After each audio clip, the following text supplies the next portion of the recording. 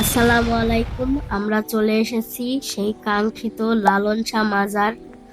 বাংলাদেশের কুষ্টিয়া জেলার ছেউরিয়া গ্রামে অবস্থিত লালন শাহ মাজার বাঙালির লোক সংস্কৃতি, অত্যাধিক চিন্তা ও মানবতা দর্শকের এক উজ্জ্বল প্রতীক।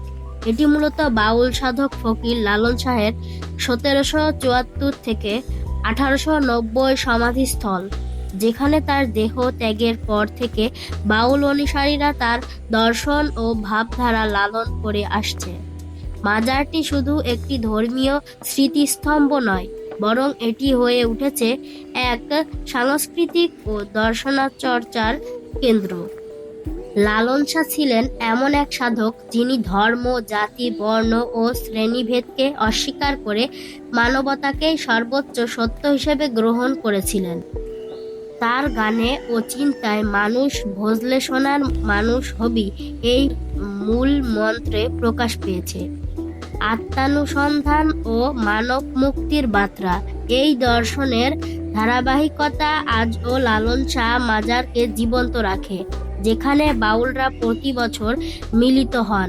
লালন স্মরণোৎসব ও বাউল মেলা উপলক্ষে সাধারণত মার্চ মাসে এই মেলা অনুষ্ঠিত হয়, যা বাংলাদেশের অন্যতম গুরুত্বপূর্ণ সাংস্কৃতিক উৎসবে পরিণত হয়েছে।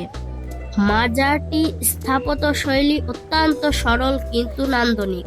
সাদা গম্বুজ ও খোলা প্রাঙ্গণ একদিকে অত্যাধিক প্রশান্তি এনে দেয়, অন্যদিকে পরিবেশের সাথে সুন্দরভাবে মিশে গেছে। চারপাশে সবুজ বৃক্ষরাজি ও খোলা আকাশের নিচে বসে বাউলরা গানে গল্পে মগ্ন হন। এই দৃশ্য একদিকে ধর্মীয় ভাব গাম্ভীর্য বহন করে, অন্যদিকে মানুষের মধ্যে সামাজিক সংহতি ও সাংস্কৃতিক ঐক্যের বার্তা দেয়। অর্থনৈতিক দিক থেকেও লালন শাহ মাজার এলাকার মানুষের জীবনে গুরুত্বপূর্ণ ভূমিকা পালন করে। মেলার সময় আশেপাশের হোটেল, দোকান, রিক্সা, হস্তশিল্প ও খাবারের ব্যবসা জমে ওঠে। পর্যটকদের আগমন স্থানীয় অর্থনীতিকে সচল রাখে।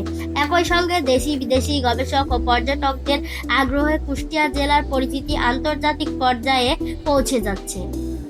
তবে এই জনপ্রিয়তার সঙ্গে সঙ্গে কিছু চ্যালেঞ্জও সৃষ্টি হয়েছে, যেমন মেলার সময় অগণিত দর্শনার্থীর ভিড়ে পরিবেশ দূষণ, আবর্জনার শব্দ দূষণ এবং জায়গার পবিত্রতা বজায় রাখা কঠিন হয়ে পড়ে। পাশাপাশি পর্যাপ্ত সরকারি তত্ত্বাবধান ও সংরক্ষণ তহবিলের অভাবও একটি বড় সমস্যা। বাণিজ্যিকীকরণের ফলে অনেক সময় বাউল ঐতিহ্যের মৌলিক দর্শন আড়ালে পড়ে যায়, যা লালনের মূল মানবতাবাদী ভাবনার সাথে সাংঘর্ষিক।